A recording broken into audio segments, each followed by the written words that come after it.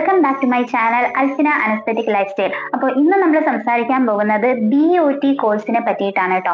Bachelor of occupational therapy.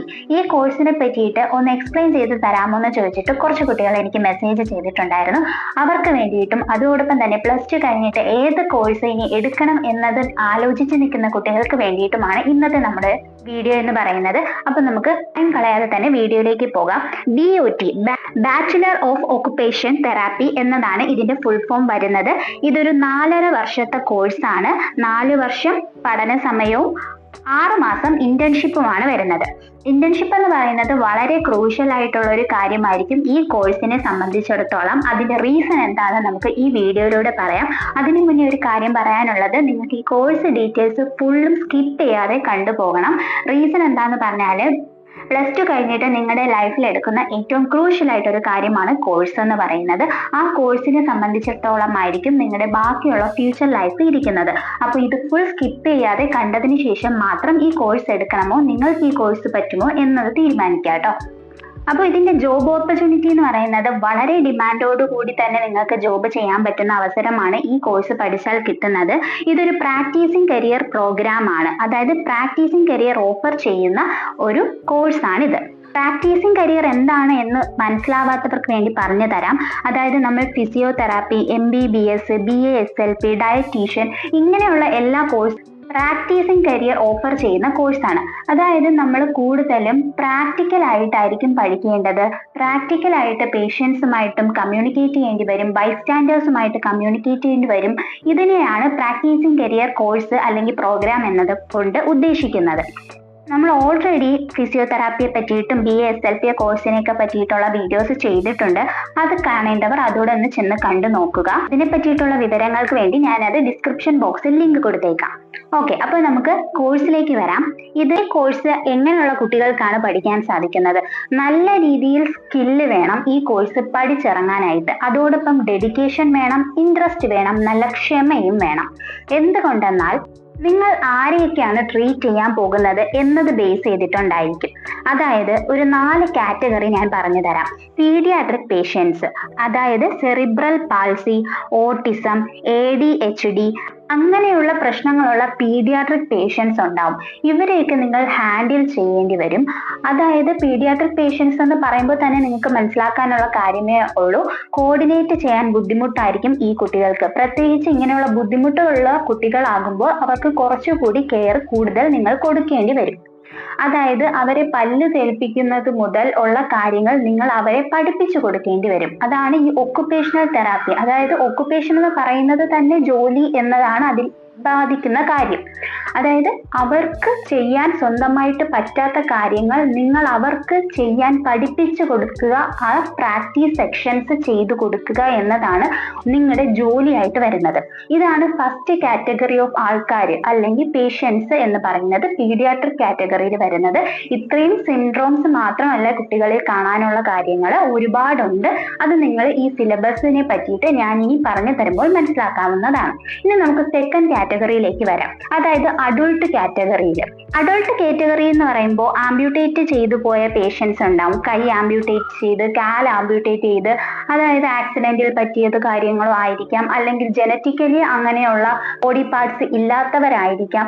അങ്ങനെയുള്ളവരെ ജീവിക്കാൻ വേണ്ടിയിട്ടുള്ള ഒക്കുപേഷൻ പ്രാക്ടീസ് കൊടുക്കുക എന്നതാണ് നിങ്ങളുടെ ജോലി എന്ന് പറയുന്നത്. അതുപോലെ TBA, സ്ട്രോക്ക് വന്നവര്, അവരെ എല്ലാവരെയും അവരുടെ ദൈനംദിന ജീവിതത്തിലെ കാര്യങ്ങൾ ചെയ്യാൻ വേണ്ടി അവരെ പ്രാക്ടീസ് ചെയ്യിപ്പിക്കുക എന്നതാണ് നിങ്ങളുടെ ജോലി. ഓക്കെ, ഇനി മൂന്നാമത്തെ കാറ്റഗറി ഓഫ് ആൾക്കാരെന്ന് പറയുന്നത് വളരെ ഓൾഡ് ഏജ് ആയിട്ടുള്ളവര്. അതായത് വയസ്സായി കഴിയുമ്പോൾ Alzheimer's, osteoporosis, Parkinson syndrome, post surgery rehabilitation അങ്ങനെയുള്ളവർക്ക് അവർക്ക് ചെയ്യേണ്ട കാര്യങ്ങൾ നിങ്ങൾ പഠിപ്പിച്ചു കൊടുക്കുക. അതാണ് നിങ്ങളുടെ ജോലിയായിട്ട് വരുന്നത്. ഇനി ഫോർത്ത് കാറ്റഗറി എന്ന് പറയുന്നത് മെന്റൽ ഹെൽത്ത് പ്രശ്നമായിട്ടുള്ളവർക്ക്, അതായത് സൈക്യാട്രി പരമായിട്ടുള്ള കാര്യങ്ങളുള്ള പേഷ്യൻസിനെ നോക്കുന്നത്, ബൈപോളാർ ഡിസോർഡേഴ്സ് ഉള്ള പേഷ്യൻസിനെ നോക്കുന്നത്. ഇവരെ എല്ലാവരെയും ബാക്ക് ടു നോർമൽ എന്നുള്ള ഒരു അവസ്ഥയിലേക്ക് ട്രീറ്റ്മെന്റിലൂടെ കൊണ്ടെത്തിക്കുന്നതാണ് ഒക്കുപേഷണൽ തെറാപ്പിസ്റ്റിന്റെ ജോലി എന്ന് പറയുന്നത്.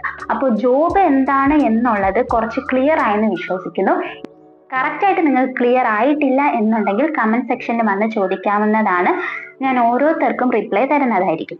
ഇനി ഇത് നിങ്ങൾക്ക് എവിടെയൊക്കെ പഠിക്കാം എന്നുള്ളത് നോക്കാം. WFOT 1952 നിലവിൽ വന്നിരിക്കുന്നത്. World federation of occupational therapist. അതായത് ഈ ഒരു അംഗീകാരം ഉള്ള കോളേജസിൽ വേണം നിങ്ങൾ ഈ ഒരു കോഴ്സ് എടുക്കേണ്ടത്. നമ്മുടെ കേരളത്തില് ഇതിന്റെ നമ്പർ ഓഫ് കോളേജസ് എന്ന് പറയുന്നത് വളരെ ചുരുക്കമാണ്. തൃശ്ശൂരിൽ നിപ്മറും നിഷ് എന്ന് പറയുന്ന കോളേജ്, TVM, KMCT കോഴിക്കോട്, ഇവിടേക്കാണ് കോളേജസ് വരുന്നത്. ഓരോ കോളേജിലും 20 സീറ്റ് വീതമാണ് നമുക്ക് ഉള്ളത്. അതായത് ഈ ഒരു കോഴ്സ് കഴിയുമ്പോൾ 60 കുട്ടികളായിരിക്കും കേരളത്തിൽ നിന്നും ഒരു ബാച്ചിൽ നിന്നും പാസ് ഔട്ടായി ഇറങ്ങുന്നത്.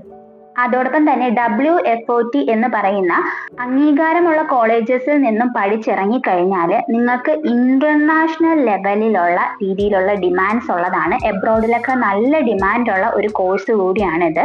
നിങ്ങൾക്ക് മാസ്റ്റേഴ്സ്, അതായത് MOT എന്നതാണ് ഇതിന്റെ മാസ്റ്റേഴ്സ് വരുന്നത്. മാസ്റ്റേഴ്സ് ഓഫ് ഒക്കുപേഷണൽ തെറാപ്പി ഒക്കെ എബ്രോഡ് പോയി ചെയ്യാൻ സാധിക്കുന്നതാണ്. അപ്പോൾ WFOT എന്ന് പറയുന്ന അംഗീകാരത്തോടു കൂടി പഠിച്ചതാണ് എന്നുണ്ടെങ്കിൽ മാസ്റ്റേഴ്സിന് നിങ്ങൾക്ക് എബ്രോഡ് അഡ്മിഷൻ കിട്ടാനൊക്കെ വളരെ എളുപ്പമായിരിക്കും. ഇനി WFOT പഠിച്ചില്ല, അവിടെ കിട്ടിയില്ല എന്നുണ്ടെങ്കിൽ മറ്റൊരു അസോസിയേഷൻ ആണ് AIOTA. അയോട്ട എന്ന് പറയും, all India occupational therapy association. അതും 1952 തന്നെയാണ് വന്നിട്ടുള്ളത്, ഈ ബോർഡ് വന്നിട്ടുള്ളത്. പിന്നെ അവിടെ കിട്ടിയില്ല എന്നുണ്ടെങ്കിൽ RCI, rehabilitation council of India, ഇവിടെയും നമുക്ക് പഠിക്കാവുന്നതാണ്.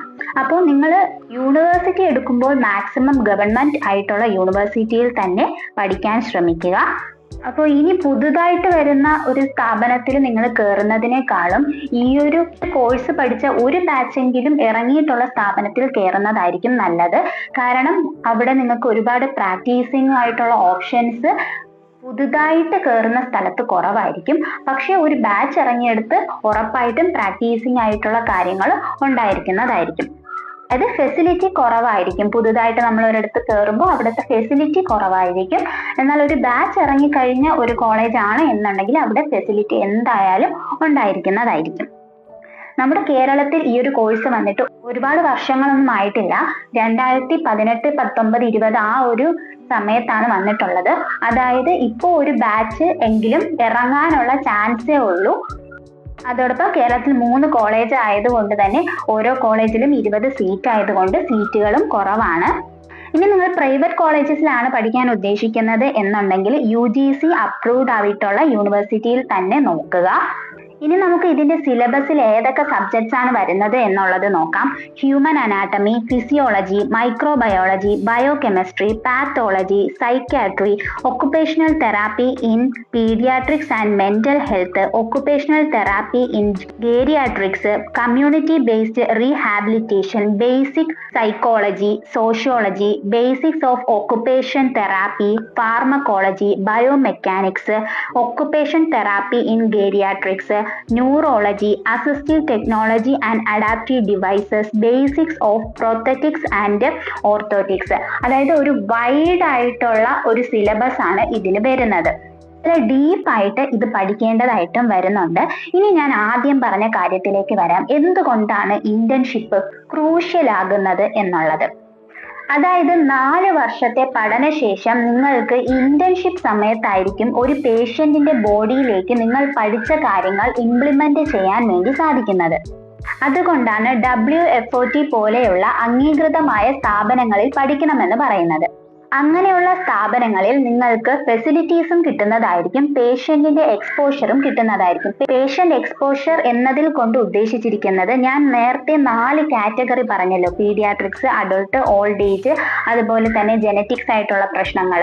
അപ്പോൾ ഇങ്ങനെയുള്ള എല്ലാ പേഷ്യൻസിനെയും നിങ്ങൾക്ക് കൈകാര്യം ചെയ്യാൻ പഠന സമയത്ത് തന്നെ പറ്റിയിട്ടുണ്ട് എന്നുണ്ടെങ്കിൽ നിങ്ങൾക്ക് കുറച്ചുകൂടി അത് വളരെയധികം നിങ്ങളുടെ പ്രാക്ടീസിങ് കരിയറിനെ ബെറ്റർ ആക്കാനുള്ള ഒരു ഓപ്ഷൻ ആണ്. ഇനി ഇതിന്റെ ജോബ് കിട്ടിയാൽ നിങ്ങൾക്ക് എവിടെയെല്ലാം ജോലി ചെയ്യാം. ഹോസ്പിറ്റൽസിൽ ജോലി ചെയ്യാം, ക്ലിനിക്കിൽ ജോലി ചെയ്യാം, സ്പെഷ്യൽ ആയിട്ടുള്ള സ്കൂൾസിൽ ജോലി ചെയ്യാം, ഒക്കുപേഷണൽ ടീച്ചിങ് ചെയ്യിക്കാം, ദെൻ റീഹാബിലിറ്റേഷൻ സെന്റേഴ്സിൽ വർക്ക് ചെയ്യാം, ഗേരിയാട്രിക് ഹോം കെയർസിൽ വർക്ക് ചെയ്യാം. അതായത് എബ്രോഡിലൊക്കെ വൃദ്ധസദനങ്ങൾ പോലെയുള്ള സെന്ററുകളിലെല്ലാം നിങ്ങൾക്ക് വർക്ക് ചെയ്യാൻ സാധിക്കുന്നതായിരിക്കും. അതല്ല നിങ്ങൾക്ക് സ്വന്തമായിട്ട് ഒരു ക്ലിനിക്ക് തുടങ്ങണം എന്നുണ്ടെങ്കിൽ അതും നിങ്ങൾക്ക് ചെയ്യാവുന്നതാണ്. ഇതിന് മെയിൻ ആയിട്ട് വേണ്ട കുറെ കാര്യങ്ങളെന്ന് പറയുന്നത് ക്ഷമയാണ്. ഞാൻ ഓൾറെഡി പറഞ്ഞിട്ടുണ്ട്, നമ്മൾ ഈ ട്രീറ്റ് ചെയ്യുന്നത് നോർമൽ ആയിട്ടുള്ള ആൾക്കാരെയല്ല, സ്പെഷ്യൽ ആയിട്ടുള്ള ആൾക്കാരെയാണ്.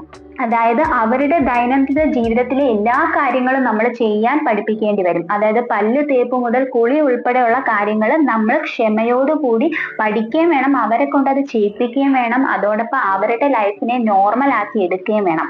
അപ്പോൾ നിങ്ങൾ ഒരു പേഷ്യന്റിനെ തന്നെ ആയിരിക്കും 7-8 മാസം ട്രീറ്റ് ചെയ്യേണ്ടി വരുന്നത്, അല്ലെങ്കിൽ അതിൽ കൂടുതൽ ട്രീറ്റ് ചെയ്യേണ്ടി വരുന്നത്. അപ്പോൾ പേഷ്യന്റുമായിട്ടുള്ള കമ്മ്യൂണിക്കേഷൻ നല്ലതാവണ രീതിയിൽ സംസാരിക്കാൻ പറ്റുന്ന ഒരാളായിരിക്കണം. അതോടൊപ്പം ഇതെല്ലാം എങ്ങനെ ചെയ്യണം എന്നത് കൈകാര്യം ചെയ്യാൻ പറ്റുന്ന രീതിയിലുള്ള ഒരു സ്കില്ല് വേണം. ബൈസ്റ്റാൻഡേഴ്സിനോടായാലും നല്ല രീതിയിൽ കമ്മ്യൂണിക്കേറ്റ് ചെയ്യാൻ പറ്റുന്ന ഒരാളായിരിക്കണം. പിന്നെ ഇത് കഴിഞ്ഞു കഴിഞ്ഞാൽ ഒന്നും പഠിക്കാനില്ലേ എന്ന് ചോദിക്കുന്നവരുടെ അടുത്ത് മാസ്റ്റേഴ്സ് പഠിക്കാൻ ഞാൻ ഓൾറെഡി പറഞ്ഞതാണ്. എബ്രോഡ് പോയി മാസ്റ്റേഴ്സ് പഠിക്കാം. 2 ഇയർ കോഴ്സാണ് മാസ്റ്റേഴ്സ് എന്ന് പറയുന്നത്. ഇനി ഇത് എങ്ങനെയാണ് അഡ്മിഷൻ കിട്ടണത് എന്ന് ചോദിച്ചു കഴിഞ്ഞാൽ LBS ത്രൂ തന്നെയാണ് അഡ്മിഷൻ പോകുന്നത്. +1 മാർക്ക് നോക്കില്ല, +2 മാർക്കായിരിക്കും നോക്കുന്നുണ്ടാവുക. ഓപ്പൺ ആയിട്ടും ഹോണസ്റ്റ് ആയിട്ടും ഒരു കാര്യം പറയുവാണ് എന്നുണ്ടെങ്കിൽ 100% മാർക്ക് ഉള്ളവർക്കേ ഇതിന് അഡ്മിഷൻ കിട്ടുകയുള്ളൂ. 100% മാർക്ക് ഒരു 80 പേര് വാങ്ങിച്ചു എന്ന് പറഞ്ഞാൽ പോലും അതിൽ 60 പേർക്കേ നമ്മുടെ കേരളത്തിൽ സീറ്റുള്ളൂ. അപ്പോൾ കേരളത്തിൽ നിന്നും പുറത്തു പോയി പഠിക്കാൻ ആഗ്രഹമുള്ളവർക്ക് അങ്ങനെയും പോയി പഠിക്കാം. പക്ഷെ നിങ്ങൾ ശ്രദ്ധിക്കേണ്ട കാര്യം യൂണിവേഴ്സിറ്റി ഏതാണ് എന്നുള്ളത് നോക്കുക. മണിപ്പാല്, മൈസൂർ അവിടെയെല്ലാം WFOT എന്ന് പറയുന്ന അംഗീകാരമുള്ള കോളേജസ് ഉണ്ട്. അപ്പോൾ അതെല്ലാം അന്വേഷിച്ചതിന് ശേഷം മാത്രം പഠിക്കുക. എല്ലാ കോഴ്സസിന്റെ വീഡിയോസിലും ഞാൻ പറയുന്ന ഒരു കാര്യമാണ്, അംഗീകാരം നോക്കുക. പഠിച്ചിറങ്ങി കഴിഞ്ഞിട്ട് വാല്യൂ ഇല്ലാത്ത ഒരു സർട്ടിഫിക്കറ്റ് കൊണ്ട് നടക്കുന്നതിനേക്കാളും അതിനു മുന്നേ എല്ലാം ഡയറക്റ്റ് ആയിട്ട് അന്വേഷിച്ചതിന് ശേഷം മാത്രം ഈ ഒരു കോഴ്സ് എടുക്കുക. അപ്പോൾ ഈ കോഴ്സിനെ പറ്റിയിട്ടുള്ള വിവരങ്ങൾ നിങ്ങൾക്ക് മനസ്സിലായെന്ന് വിശ്വസിക്കുന്നു. മനസ്സിലായിട്ടുണ്ടെങ്കിൽ ഒന്ന് ലൈക്ക് ചെയ്യുക. അതോടൊപ്പം ഈ കോഴ്സിനെ പറ്റിയിട്ടുള്ള വിവരങ്ങൾ തപ്പി നടക്കുന്ന നിങ്ങളുടെ ഫ്രണ്ട്സിലേക്ക് ഇതൊന്ന് ഷെയർ ചെയ്ത് കൊടുക്കുക. അതോടൊപ്പം സബ്സ്ക്രൈബ് കൂടെ ചെയ്യാട്ടോ. ഇനി നിങ്ങൾക്ക് ഏതെങ്കിലും കോഴ്സിനെ പറ്റിയിട്ടുള്ള ഡീറ്റെയിൽസ് വേണം എന്നുണ്ടെങ്കിൽ അതുകൂടി ഒന്ന് കമന്റ് സെക്ഷനിൽ പറയാം. അപ്പോൾ നെക്സ്റ്റ് വീഡിയോ ആയിട്ട് നമുക്ക് ഉടനെ തന്നെ കാണാം. അതുവരേക്കും ഓക്കെ, ബൈ, താങ്ക് യു.